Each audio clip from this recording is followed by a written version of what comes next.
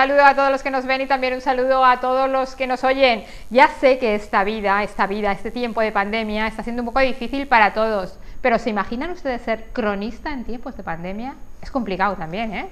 Y si no, nos lo va a contar hoy el cronista de la Villa de Altura, José Manuel López Blay, que aún así ha realizado un montón de proyectos. Todos esos proyectos se pueden encontrar en la web, pero como no todo el mundo está metido en redes, pues vamos a contarlo nosotros aquí también para que se enteren todos un poquito, desde el principio hasta el último, que me parece también muy interesante. Un saludo, José Manuel, muchas gracias por venir. Y lo que estábamos comentando, que te coge en plena pandemia tu nombramiento y aún así no has parado de hacer cosas.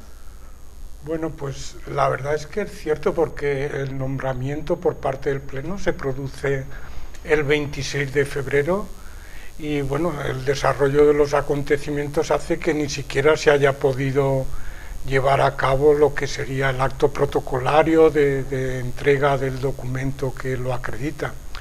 No obstante, yo desde el primer momento que acepto el nombramiento me planteé una serie de líneas de trabajo, que es un poco lo que, si quieres, puedo pasar a detallar. Es cierto que algunas de ellas pues no se pueden desarrollar con la plenitud que a mí me gustaría, pero no obstante estoy trabajando, y creo que estoy trabajando a un ritmo suficiente para los tiempos que estamos viviendo. Pues bien, si quieres entro en materia. Mira, yo me planteé como 4 líneas de actuación, ¿no? en mi labor como cronista. La primera, y para mí tal vez la más importante, porque yo entiendo que la propuesta de nombrarme cronista tiene mucho que ver con ese proyecto, que es el proyecto del Museo de la Memoria. El Museo de la Memoria es un archivo fotográfico que primero, con apoyo del Ayuntamiento, y luego a partir de 2011 por iniciativa personal, pues he seguido desarrollando, y que consiste básicamente en una recopilación sistemática de fotografías que tienen que ver con la vida de la Villa de Altura.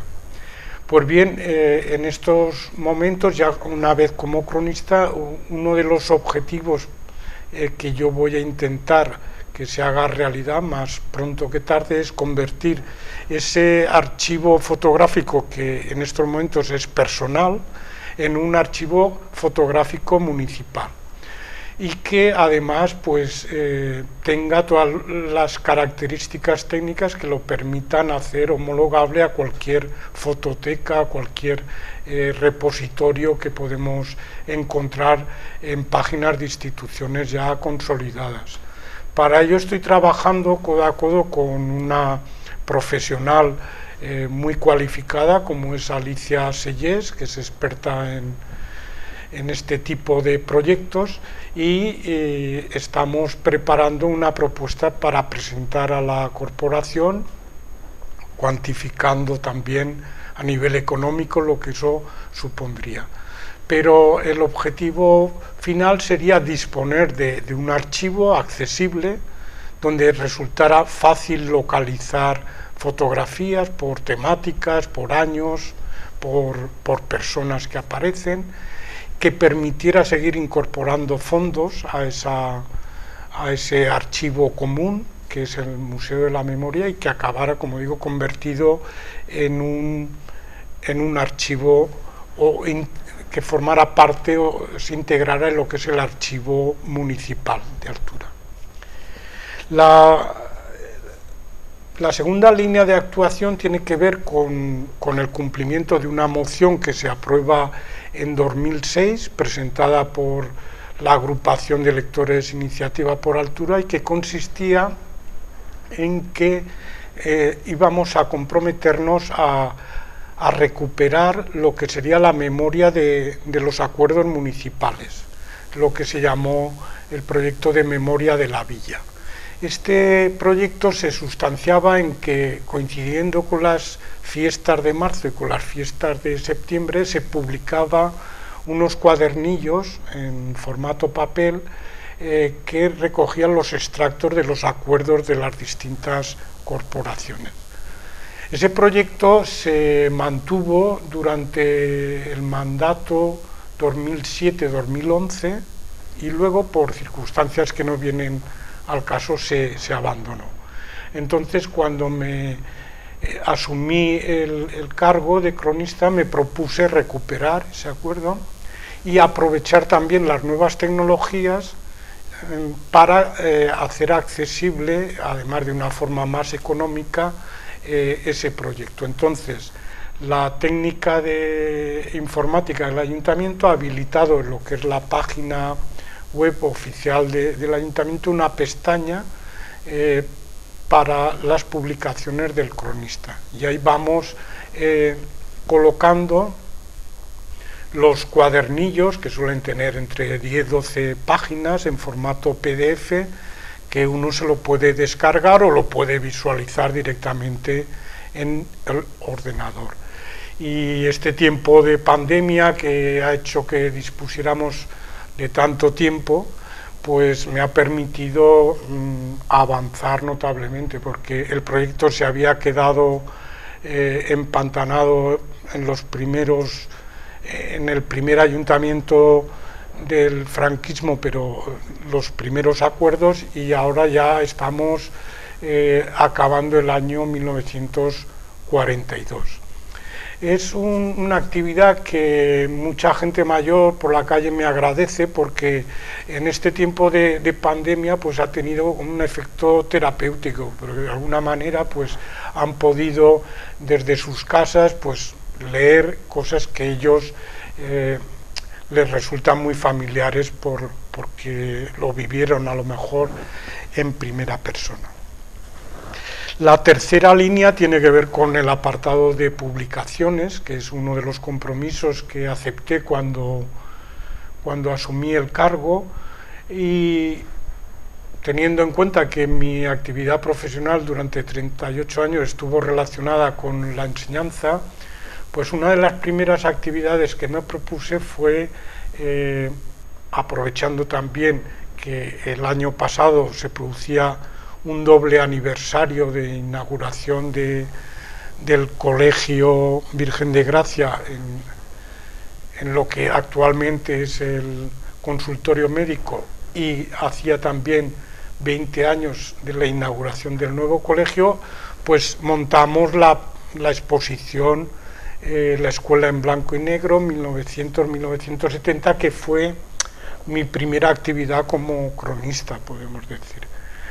Lo cierto es que al mismo tiempo que estaba prevista su inauguración se decretó el estado de alarma, no pudimos inaugurarla oficialmente hasta julio, y luego en septiembre también tuvimos que clausurarla deprisa y corriendo por que volvió a decretarse nuevas restricciones, ¿no? Pero bueno, mirando la parte positiva, ese tiempo de confinamiento me ha permitido que lo que en un principio iba a ser un pequeño folleto a modo de catálogo de la exposición, se ha convertido en un libro de casi 500 páginas, que en estos momentos está en imprenta y que recoge toda mi investigación sobre la historia de la escuela en altura. Dos trabajos ya los había publicado gracias al Instituto de Cultura del Alto Palancia, al ICAP, a quien quiero agradecer también la autorización para que pueda figurar en esta nueva publicación que recopila toda mi investigación sobre la historia de la escuela, y además incorpora dos trabajos inéditos, uno que rastrea todo el proceso que se sigue para llegar a construir el primer edificio destinado a escuela en altura y que se inaugura en 1960. Es un proyecto del que, si quieres, ya hablamos el otro día porque requiere mucho tiempo, pero que nos ha permitido descubrir algunas sorpresas que, cuando sea posible presentar el libro, me gustaría comentar. Y luego otro trabajo inédito sobre los órganos de participación en la escuela desde la época republicana hasta 1970, que es hasta donde yo he investigado, coincidiendo con la aprobación de la nueva Ley General de Educación o Ley Villar-Palasí. Y aparte incorpora, como digo, dos trabajos ya anteriores, uno sobre la depuración de los maestros en altura en el primer franquismo y otro sobre cuadernos escolares y control ideológico. Y además incluye todas las fotografías que se expusieron, más otro tanto de fotografías sobre la vida cotidiana, sobre excursiones, sobre fiestas de maestros, etcétera. Yo creo que es un libro que cuando se den las condiciones, pues será un libro que podremos presentar y que la gente seguro que disfrutará, porque en alguna de sus páginas va a encontrar referentes muy próximos, ¿no? Imágenes de sus abuelos, de sus padres, o incluso imágenes de ellos mismos cuando iban a escuelas y están rondando los 60 años o un poco más. Y luego ya la cuarta línea de trabajo es intentar rastrear en archivos nacionales, públicos o privados, donde pues encontremos trabajos relacionados con altura. Y en ese sentido, uno de los últimos documentos que hemos compartido en esa página oficial a la que antes me refería es un trabajo muy interesante de Luis Tramolleres sobre el catálogo monumental de la provincia de Castellón. Yo solamente he compartido aquellas páginas que hacen referencia a altura, pero bueno, aparecen todos los pueblos de la comarca y de la provincia. Luis Tramolleres es un erudito que es catedrático de la Escuela de Bellas Artes, llega a ser también director conservador del Museo de Bellas Artes y forma parte de la Academia de la Historia, de la Academia de Bellas Artes de San Fernando, y al final de su vida participa en un proyecto grandioso sobre la realización de un catálogo monumental de toda España, y él se encarga de redactar lo que tiene que ver con la provincia de Castellón. Y entonces esta parte es lo que hemos compartido en la página web y en formato PDF, y que cualquier persona puede descargar y leer o leer directamente en pantalla. ¿Por qué es importante esta publicación? Porque nos permite disponer de una nueva mirada sobre lo que es altura, bueno, y toda la provincia de Castellón, que complementa dos miradas que ya conocíamos. Una es la que nos ofreció Sartou Carreres en su Geografía del Reino de Valencia, que se publica en 1913, lo que tiene que ver con la provincia de Castellón, pero de alguna manera lo que nos muestra sería la altura de, podríamos decir, la primera década del siglo XX, es decir, la altura que todavía anda buscando agua para poder sobrevivir, porque aunque está el tema del agua en la Esperanza, pues es un tema polémico que no se va a resolver hasta el año 41-42 y necesita agua, ¿no? Y todavía cuando Sartou Carreres visita el pueblo, todavía estamos en ese proceso. Luego sería la visita de Tramolleres, que aunque el libro se publica en 1917, él, cuando lees el texto, su visita se produce en agosto de 1915, es decir, apenas medio año de que el pueblo ha encontrado ese manantial que va a garantizar su futuro, el manantial del Berro. Y luego la tercera mirada es la que nos ofrece ese archivo tan magnífico que todos hemos consultado alguna vez, que todos hemos visto fotografías de Segorbe, de Altura, de Xèrica, que es el Archiu Mas de la Fundación Ametller en Barcelona, y que nos plantea una mirada sobre la altura de 1919. Pues bien, el de Tramolleres para mí me resulta interesante. Él se centra básicamente en la iglesia parroquial, en la ermita de la Purísima, también hace una visita a la Cartuja y luego la Cueva Santa. No nos ofrece imágenes de lo que sería el casco urbano, a diferencia de lo que hizo, por ejemplo, Sartou Carreras o el Archivo Mas. Pero, sin embargo, sí que nos ofrecen cosas curiosas. A mí, al menos, me ha llamado poderosamente la atención, aunque ya conocía esa fotografía, no sabía que formaba parte de esta obra, que es la que nos muestra el interior de la iglesia parroquial con el retablo de Orleans entero. El retablo de Orleans es el que procedía de la iglesia mayor de la Cartuja, y cuando tema de la desamortización se desmonta y se reubica en el altar mayor de la iglesia parroquial.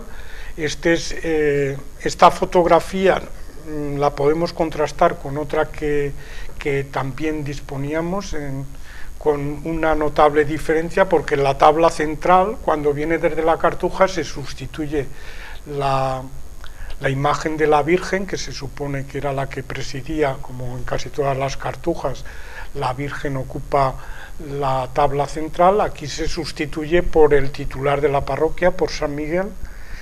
Me queda por descubrir si esta fotografía, en la que se ve un lienzo del Arcángel San Miguel, es la que se coloca nada más venir de la Cartuja, porque, como te digo, conocíamos otra fotografía donde en la tabla central, en vez de un lienzo, hay un alto relieve, es decir, una escultura en la que se ven 3/4 del cuerpo del Arcángel Miguel. Pero ese es un tema para una investigación posterior.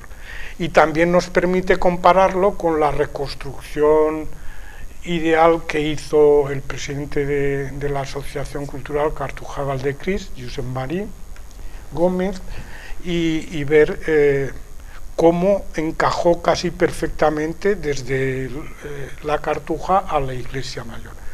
Y luego también nos permite compararlo con el estado actual. Ese retablo, como otro patrimonio religioso, es destruido en el verano de 1936, una buena parte.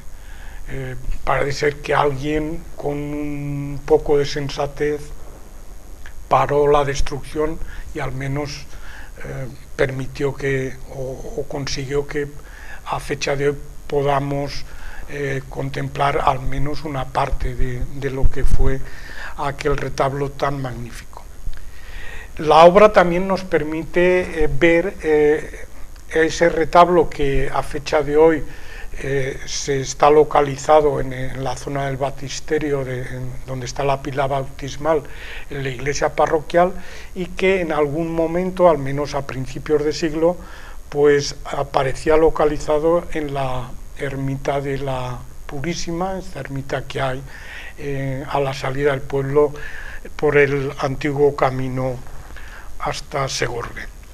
Del tema de la Cartuja, también muy interesante, y que complementa, como digo, esa visión que nos ofrecía el Archivo Mas o Sartou Carreras. Aquí la fotografía es muy importante porque lo que nos muestra es el grupo escultórico de la portada de la iglesia de Valdecris, donde todavía podemos observar a la Virgen. Bueno, en el grupo escultórico, si se va a la Cartuja, ahora se ve decapitado, pero hay cuatro figuras. Está la figura central, que es la Virgen con el niño. Luego aparecen San Juan Bautista, que es el patrono de la Orden de la Cartuja, y San Bruno, que es el fundador de de la orden. Pues bien, en esa fotografía la Virgen y el Niño no están decapitados todavía. Quiero decir que aunque ya había figuras decapitadas, ha sido posterior, o fue posterior a 1915, cuando se produjo ya la destrucción de todas las cabezas del grupo.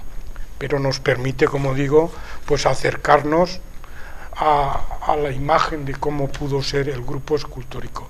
Y otra cosa muy curiosa del documento es que cuando en la parte de Segorbe nos muestra una imagen del lavadero, el lavadero que estaba muy cerquita de estos estudios, el lavadero público que se construye con parte de la arquería que el Ayuntamiento de Segorbe compra al dueño que compra esa parte de la Cartuja. Esos arcos, como digo, se utilizan para la construcción del lavadero y luego se desmonta cuando ya se sustituye el lavadero, y son los que actualmente podemos ver en el Botánico Pau. Y también nos muestra una imagen de una de las columnas que también compra el ayuntamiento, junto con otros elementos como alguna de las puertas que hoy en día están en el ayuntamiento de Segorbe, y que, dicho sea de paso, esa compra, por otro lado, garantizó que todavía se conserven, porque si no, pues lo mismo no sabríamos ni dónde están. Pero esa columna a la que hago referencia aparecía en aquel momento, 1915, en el cerramiento de lo que sería la glorieta. Pues era uno de los pilones sobre los que apoyaba la reja que cerraba la glorieta. Y luego la última visita que hace Tramolleres es al santuario de la Cueva Santa, bueno, pues que también nos muestra alguna imagen que ahora ya no podemos contemplar. Por un lado, ofrece una visión de lo que son los alrededores del santuario, donde se ve casi sin vegetación, una cosa muy típica a principios del siglo XX, donde el aprovechamiento de la madera, de la leña, era exhaustivo. Y luego del interior nos muestra pues lo que sería el altar principal, y también el altar de la Capilla de la Comunión, que también sufrió algunos destrozos en el verano de 1936. Y luego ya dos curiosidades que a mí me han hecho pasar algún rato investigando. Una tiene que ver también con el hecho que dice que cuando está en altura, en agosto de 1915, dice que pueden ver en un corral que hay a las afueras del pueblo una gran cantidad de elementos de la Cartuja. Hemos de tener en cuenta que la Cartuja se había vendido primero en el año 44 a un señor de Madrid, y luego apenas 12 años después se vende a 3 personas, 2 son de Segorbe y un tercero que es de Altura, y que más o menos compra todo lo que sería la parte cenobítica y la parte de clausura, mientras que los propietarios de Segorbe compran, para que nos situamos, lo que es desde la hospedería hasta y todos los huertos que pertenecían a la Cartuja. Pues bien, este señor la compra y la Cartuja se empieza a desmontar, y las piedras pues se van vendiendo, y hay piedras y arquería que la compra el Ayuntamiento de Segorbe. También compran puertas que ahora podemos ver pues en el despacho de la alcaldía o en el salón de sesiones, y particulares van comprando piedras de cantería pues para diversos usos, para construir ribazos o para utilizarlos en su casa. Y luego otro, en el breve texto en el que dedica Altura, Pues una curiosidad es que en aquel momento, 1915, el mercado se celebraba en lo que hoy es Plaza Mayor, que entonces se llamaba Plaza de la Constitución.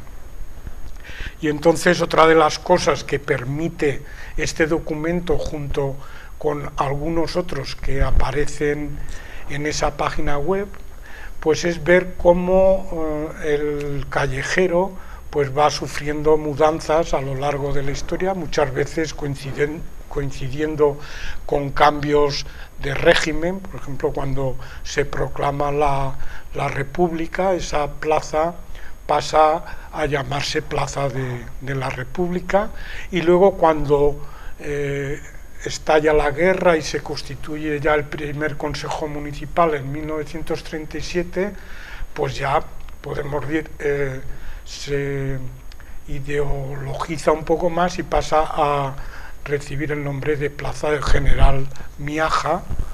Es curioso ver cómo, bueno, lo podemos ver también en estos momentos, ¿no?, cómo el callejero pues está sometido a una tensión ideológica y política, ¿no? Lo vemos, por ejemplo, en Madrid, pues incluso ahora, en 2021, como hay intentos de quitar referencias de poetas, etcétera. Pues bien, en Altura eso también se vive.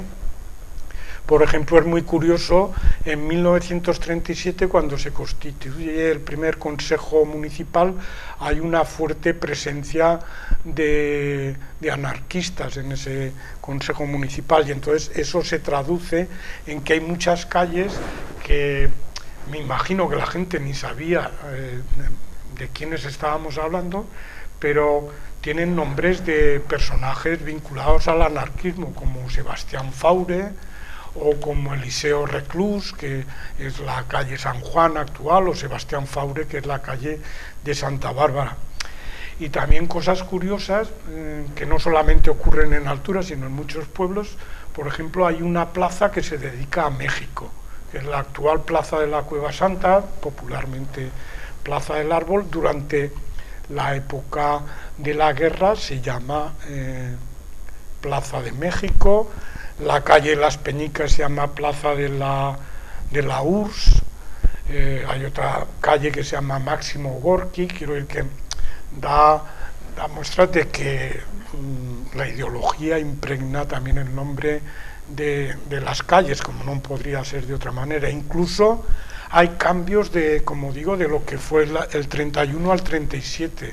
Por ejemplo, la Plaza Mayor pasa a denominarse de Plaza República a Plaza del General Miaja, y la actual calle La Palmera, que se llamaba en el primer momento Fernando Gasset, que era el presidente del Tribunal de Garantías Constitucionales, pues se sustituye en esta época más intensa por la calle de la Unión Proletaria.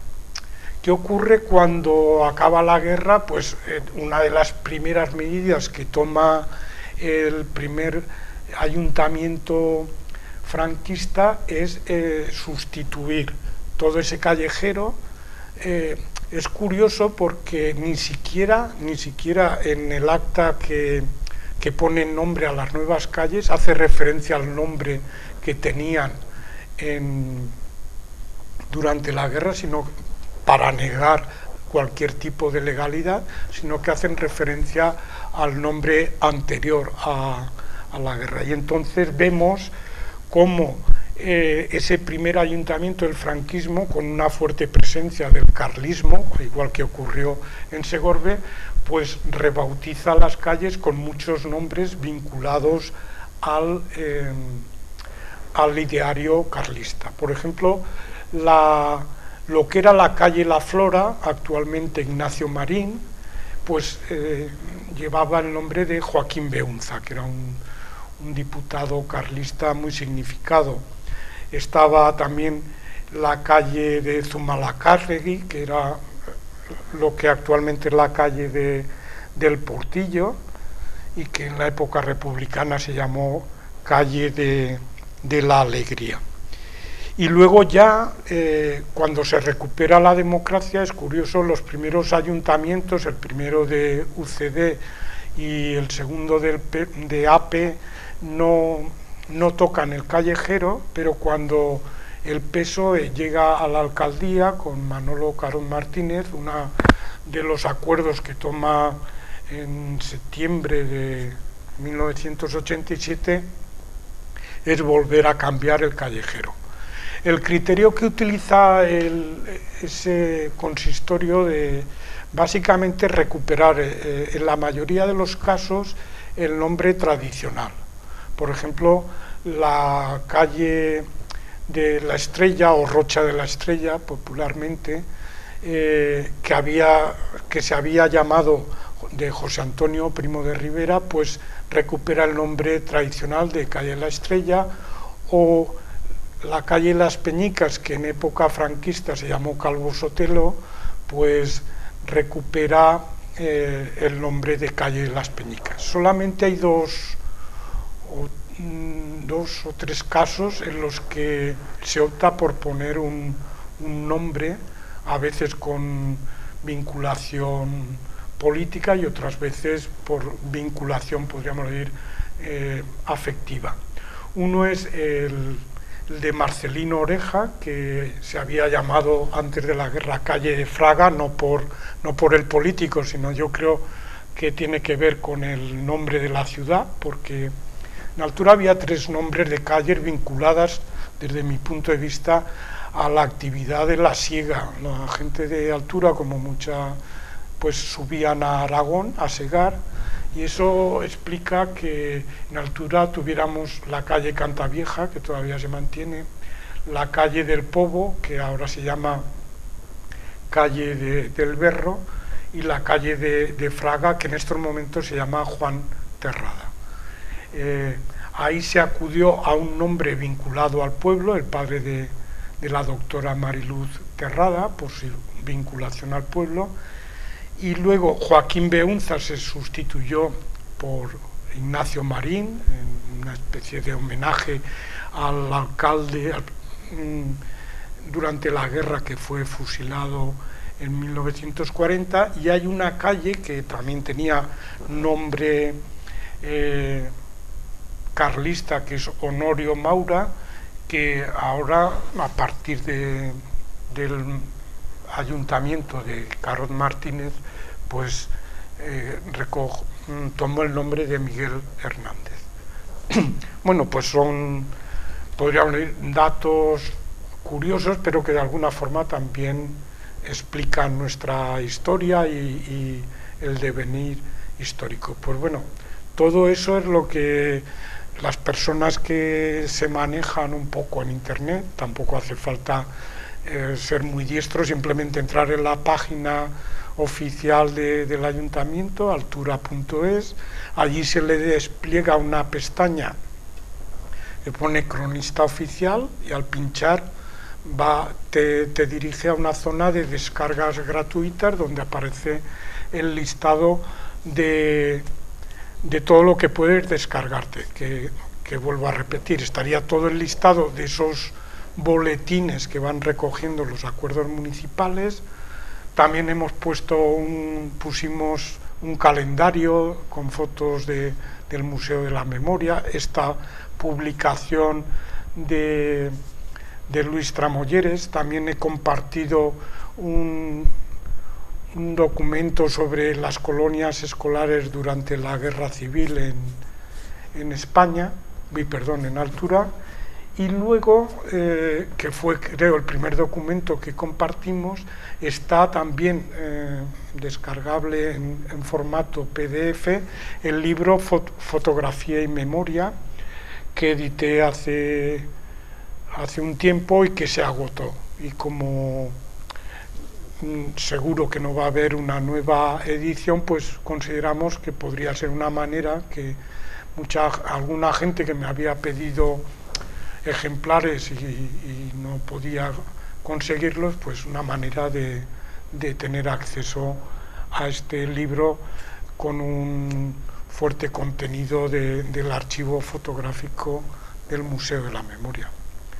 Pues bueno, mucho he hablado, pero es un poco a lo que me he dedicado en este año un tanto especial.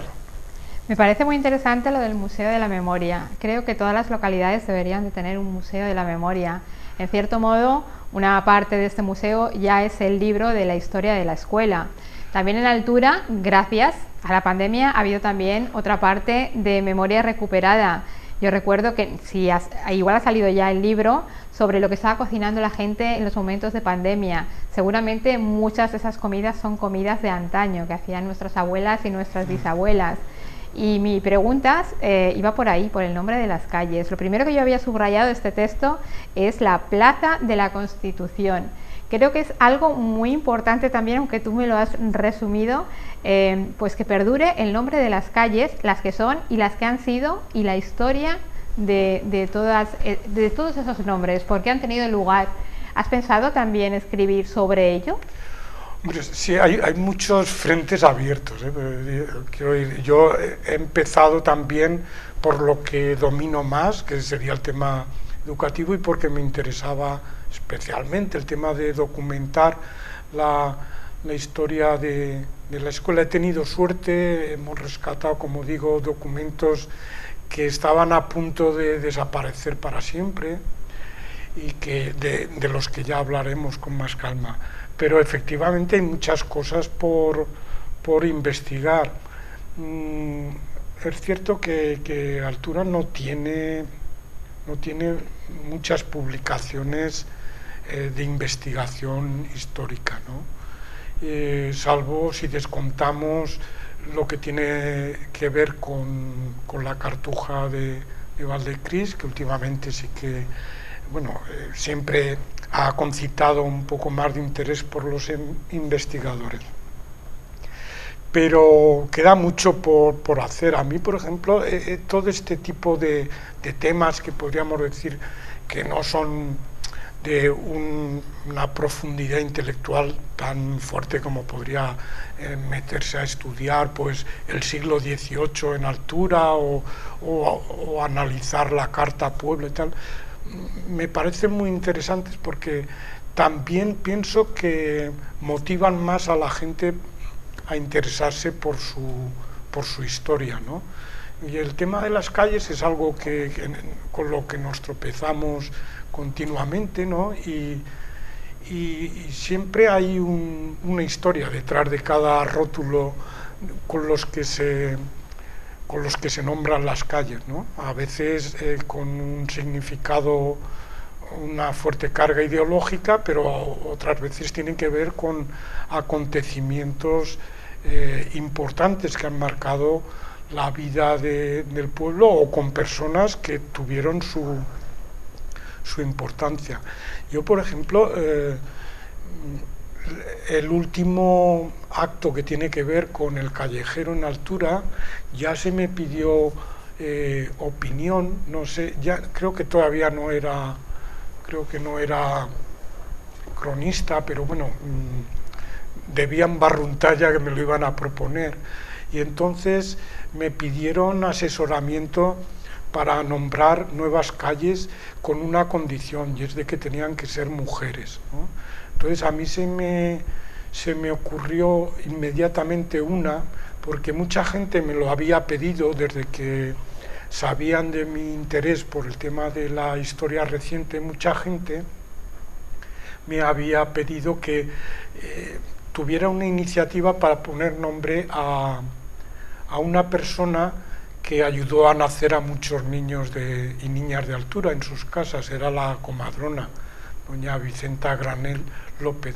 Yo siempre me había resistido un poco porque doña Vicenta Granel López era tía de mi madre y entonces me parecía como que no tocaba poner nombre a una calle a alguien que era familiar más o menos directo mío.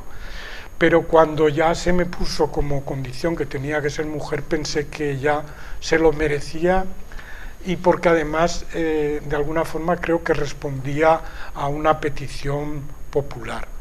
Y la otra persona que propuse fue la de Alicia Orero, que fue la primera directora del grupo escolar Virgen de Gracia, de ese que se inaugura en 1960, la primera directora de chicos y chicas, porque cuando se inaugura hay un director de los chicos y una directora de chicas, pero ella, como directora, podríamos ir por oposición, es la primera persona que ostenta el cargo de director de toda la agrupación, de las maestras y de los maestros. Y me pareció significativo que esa primera persona fuera una mujer. Intenté ponerme también en su piel, que tal vez no lo tuvo demasiado fácil, metiéndome en la mentalidad de la época, que fuera una mujer quien dirigiera a hombres y mujeres en 1962, 63, cuando empezó a ejercer. Lo cierto es que Alicia Orero fue una mujer intelectualmente muy formada, que después fue directora por poco tiempo de Segorbe, del pintor Camarón, y que desgraciadamente pues murió muy joven por una enfermedad que no pudo superar.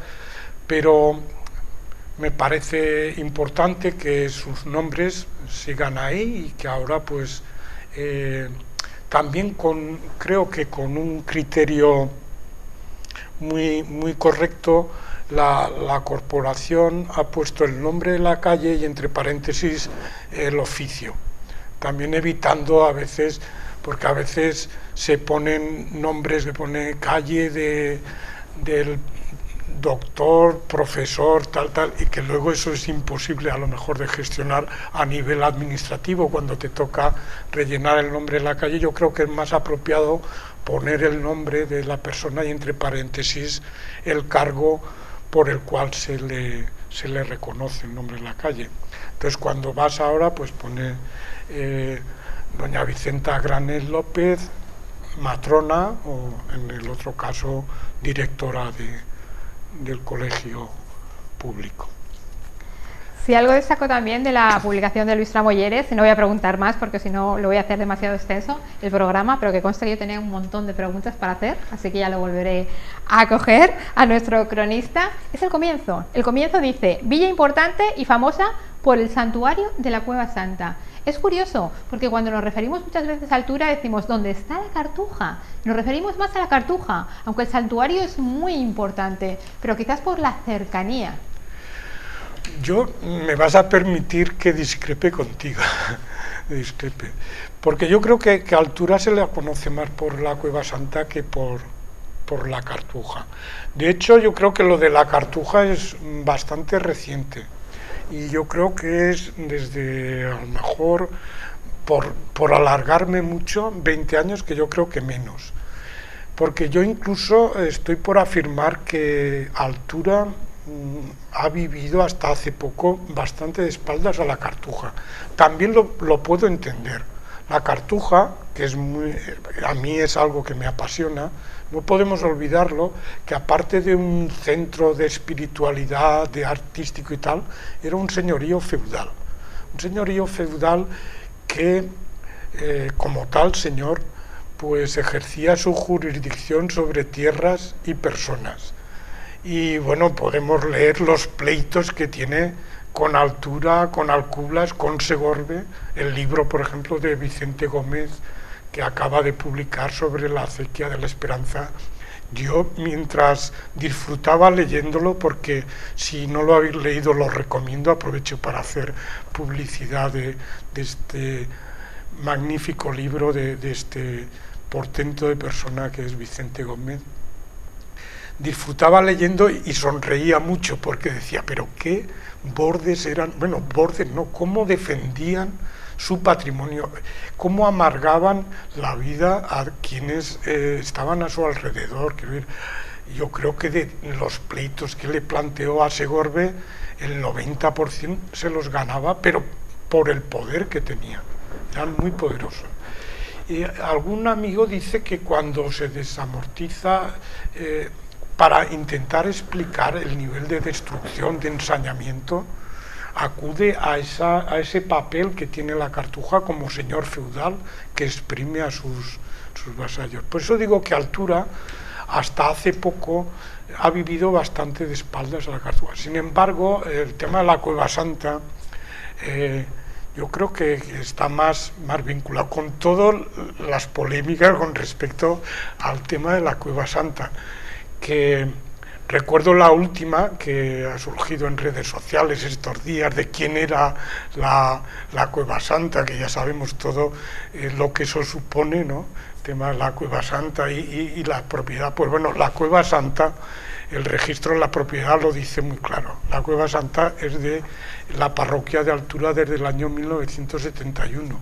Quiero decir que no hay más vuelta de hoja.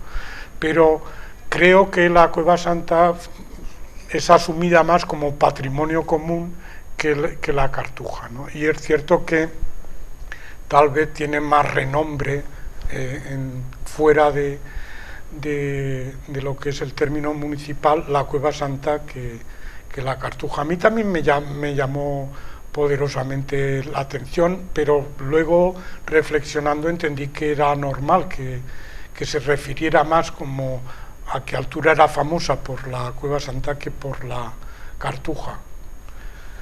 Bueno, pues hay muchas cosas que a mí me han despertado curiosidad de este artículo, pero que me gustaría que ustedes lo leyeran, igual que todos los que va publicando José Manuel, porque son todos muy interesantes. Los pueden ver en PDF, incluso descargárselos, como me gusta a mí, los tienen en papel. De paso, pues ven las fotografías también, muy curiosas todas ellas y dignas de verdad de pararse a hablar de cada una de ellas un buen rato, porque son curiosísimas. Y respecto a la Cueva Santa, pues ya les emplazo a otro programa donde seguiremos hablando de la Cueva Santa, pero que esta vez nos iremos a Perú, porque la Cueva Santa nuestra es muy viajera, ya lo saben ustedes, con nuestra imagen o una imagen muy parecida. La última que vamos a ver es la misma imagen, la Virgen de la Cueva Santa, es igual. Ellos le han puesto un velito azul, el velo lo han pintado azul, pero es la misma, y seguiremos viajando a ver dónde nos lleva nuestra Virgen. Vamos a visitar también México, que allí también le tienen muchísimo amor y mucha devoción a la Virgen de la Cueva Santa. Pues muchas gracias, José Manuel. Yo no sé si estás preparando ya el próximo. ¿El próximo libro?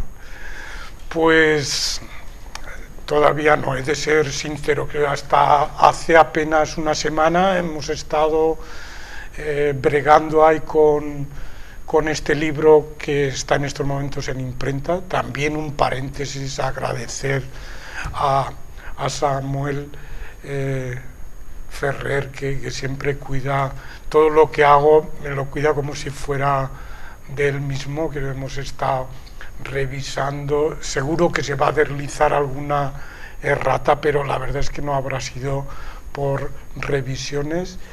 Y bueno, yo ahí tengo un desafío que me propuso otro cronista y que yo estaré encantado de echarle mano en cuanto las condiciones también lo permitan, que es escribir a cuatro manos, dos cronistas, sobre el siglo XVIII en Altura. Ese cronista, que es amigo y es consejero mío, es Pachi Guerrero, y me propuso hace tiempo escribir